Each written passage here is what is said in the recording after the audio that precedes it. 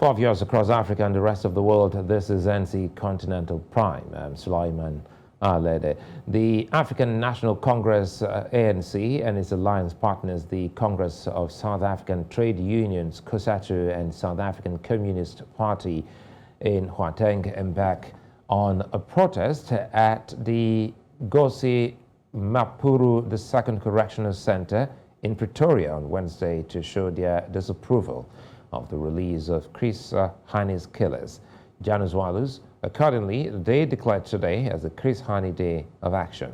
The protest comes a day before Janusz Walus is due to be released on parole. Justice Minister was recently ordered by the Constitutional Court to release Walus on parole within 10 calendar days. Chris Hani's family, the SACP, and other interested parties are outraged by the Supreme Court's decision, believing that Walus committed a heinous crime and was not eligible for parole. The Associate Professor in Public Law at the University of Cape Town, Cathleen Powell, is joining me now to discuss this further from the legal perspective. Good to see you and thanks for your time. Now, there's been a lot of criticism against the Constitutional Court for ruling that Walus should be released. Now, what was the Court's decision based on? The Court's decision was based on the parole criteria set out in the Correctional Services Act and in the guidelines that the Parole Board uses when it recommends parole. Most of the criteria relate to whether the prisoner has shown signs of rehabilitation and will be a useful member of society outside of prison. There are two criteria that relate to the seriousness of the crime. Well, one in fact. One specifically about the seriousness of the crime, and then one other criterion looks at comments of the court that did the sentencing. Now, what happened there was that the Minister of Justice and Correctional Services actually admitted that all of the criteria relating to rehabilitation were met. That, in fact, he described Janusz Walus's conduct, for example, as commendable within the prison. But he allowed all of that to be overridden by two factors: the seriousness of the crime and the comments of the trial court at the time of sentencing. And in fact, he took those comments to be about the seriousness of the crime. So in fact, the overriding factor became what a terrible crime this had been. Now, the point that the court made was that if that is the only factor you are considering, then you are in effect saying that rehabilitation is impossible. And you are saying that you will never let somebody out on parole. And the Correctional Services Act doesn't allow for that. It gives as the purpose of prison imprisonment both punishment and rehabilitation. And the only times that you can not release a prisoner on parole is if the rehabilitation criteria are not met. So if it's clear that he's going to be a danger out in society, if he's been a danger inside the prison, if he himself has not changed. But if there are signs, and the parole board has been recommending parole for Janusz Walus for years, if there are signs that he has in fact changed, that he has been rehabilitated, then you cannot use the seriousness of the crime as the basis to override all of that. Our legislation simply does not allow for it. And the Constitutional Court said there are aspects of our Constitution that don't allow for it either. And so those who have criticized the decision, well, they say that Walus should remain in jail indefinitely. Now, looking at your analysis, in South Africa, life in prison does have a time limit, isn't it? So can you explain this more to our viewers?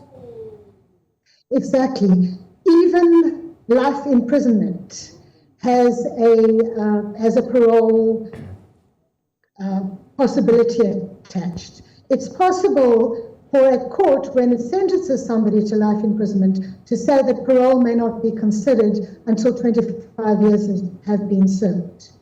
But more than that, the court cannot say. It cannot be done. And Janusz Walus, as of today, has served 28 years in prison. In fact, under the rules that were applicable at the time he was imprisoned, he became eligible for parole in 2005. And the bottom line is simply, you may not say that somebody may not be rehabilitated if in fact he has been. And I cannot speak for Janusz Walus. I have no idea what sort of person he is today, but the parole board has psychologists and social workers on it. And for many years, they have been recommending parole. They've been saying that he has changed.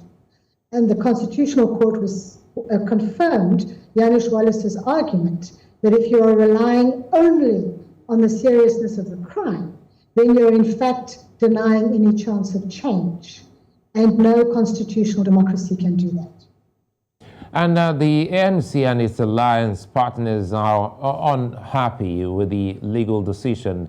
Now, is this the first time that there's been tension between the judiciary and the ruling party? No, not at all. There's been an onslaught against the judiciary for some time. You may recall that last year in June, when the Constitutional Court sentenced former President Jacob Zuma to contempt of court and to imprisonment for that, we had riots across the country, but especially in KwaZulu-Natal and Gauteng. And the riots were clearly about more than just Zuma's imprisonment, but it was the initial reason given for people going out on the streets. So there's also been quite a concerted attack on the judiciary during the Zondo Commission, which was the commission looking at state capture in South Africa. And from early days onwards, a number of fairly influential politicians, including cabinet ministers, have been making comments that the judiciary is captured and our constitution has failed South Africa, and a whole lot of other comments that puts the very rule of law at risk. So no, this is not the first time that the Constitutional Court has met the ire. Let me quickly bring in this. Apologies for butting in. Let me quickly throw this in before we go, Kathleen. When Walus is released, well, he will not be 100% free, as there are likely to be some parole conditions. Now, please give us a sense of some of the parole conditions he might be subjected to. No, I don't know what those are. I'm not sure whether you're aware that he was badly assaulted in prison yesterday. I think he was stabbed, and he's currently in hospital.